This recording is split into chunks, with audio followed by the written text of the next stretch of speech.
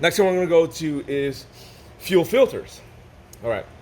With a fuel pump like this,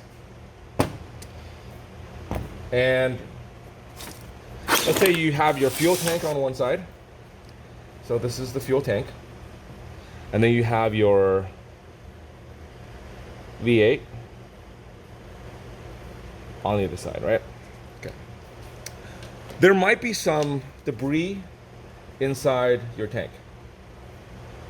So there might be rocks, and there might be the foam material that's inside the tanks. They often fall apart, and then they'll leave little plastic pieces inside your fuel pump, and they'll clog up your fuel pump. Or there might be, I don't know, gum or mermaids. So what you want is you want a filter to trap all the parts before the pump chews it up.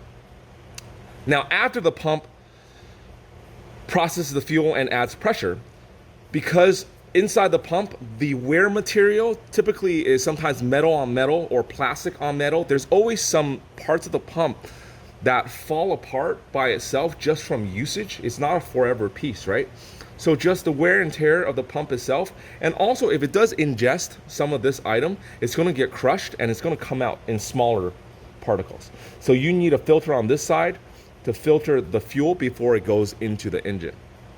So filters are super, super important, and this is why. What can happen is if you don't buy the right style of fuel filter or the recommended fuel filter for the pump application, the pump inside will actually wear itself out because of fuel starvation. So the pump is always like requesting more fuel, but because there's less fuel, there's less cooling, the pump gets hot, and then the materials will wear against the outside, and it's going to wear the pump out. So when you buy a nice pump like the Aeromotive, make sure you spend the necessary, mandatory, required money to go buy some nice filters. With a inline style pump, the fuel requirements are typically less.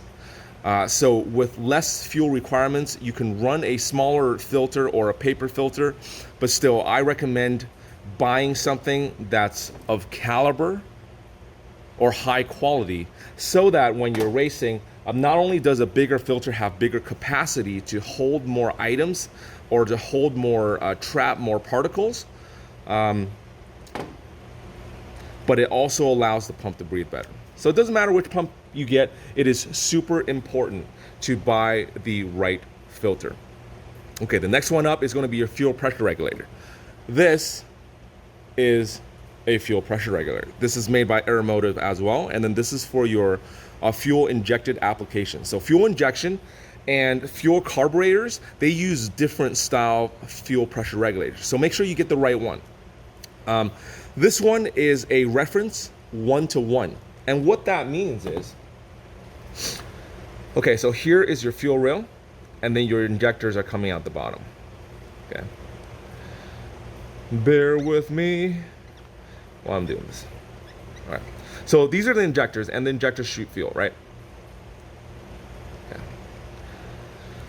All right. So let's say at idle, when your car is just running, no throttle, everything, the car is just idling, you're getting 43 psi, pounds per square inch of fuel pressure. Okay, so there's 43, the number is 43 coming into this rail, and that's how much pressure is pushing out the fuel. Now, because the injectors is typically sitting inside a fuel manifold, right? Inside a fuel manifold, and then there's runners to your engine. Oh God, I'm the best painter. Okay. Okay, so these are the holes for your cylinders. So, horrible. All right, so the fuel is getting shot into your manifold. Well, if you have a big snail or a big turbo, in this case we have the E-Force, okay? Supercharger, adding in boost, then when these injectors are open, there's boost pressure pushing up in the hull, going into the injector. So if you're running, let's say, 10 psi of fuel, right? 10 psi of boost, and there's 43 psi of boost coming in. Okay, so 43 of fuel pressure, and then you have 10 pounds of boost.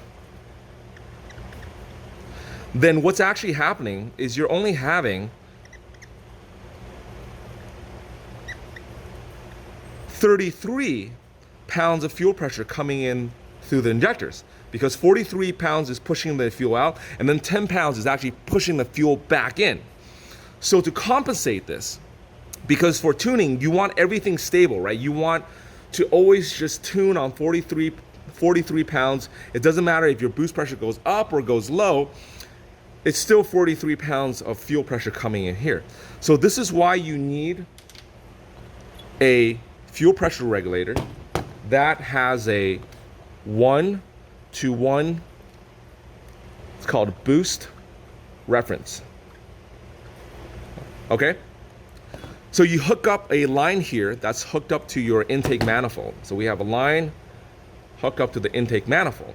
So every pound, that's the fuel rail, intake manifold.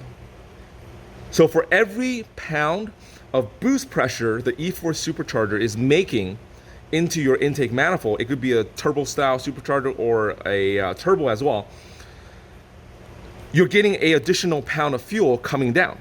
So with this fuel pressure regulator, that's a 1-to-1 boost referenced fuel pressure regulator. When you're seeing 10 pounds of boost, okay, 10 pounds of boost is pushing in, then this regulator will add an additional 10 pounds of fuel. So for all your geniuses at home, especially for the Asian people, I'm Asian as well, so I don't want to see no comments about racism. 43 minus 10 is what? I'm sure you guys know this. 33 plus 10. So now you have a final fuel pressure squirting out of still 43 psi. So this is why you need a fuel pressure regulator that's boosted 1-to-1 reference. It helps tuning be easier and helps your car be more reliable. Frankly, it's really difficult to tune one without one. Without a boost 1-to-1 reference fuel regulator, I've done it and it sucks. And it takes a lot longer. Okay, so the base fuel pressure, most tuners around the world set it to, or at least here in the US, is gonna be 43.5 PSI. Okay, so that's what I have all my cars set at, 43.5 PSI. I don't know why, it's just commonly accepted. That is what it's used for the base reference. Okay, so just keep in mind it's 1-to-1, and then we're gonna delete, man, what a waste of artistic talent, right? All right, now I'm gonna explain why there's all these ports, right? There's 1, 2, 3, 4, 5, and what this knob does, okay? All right, so hope this fuel pressure regulator video clears some questions up that you guys have regarding how to plumb your first fuel injection system or even your 100th fuel injection system. If you have any questions or comments, please put them in the link below. Don't forget to subscribe, share, spread the knowledge, and learn something. All right, I'm Spike Chen. Check out the next episode.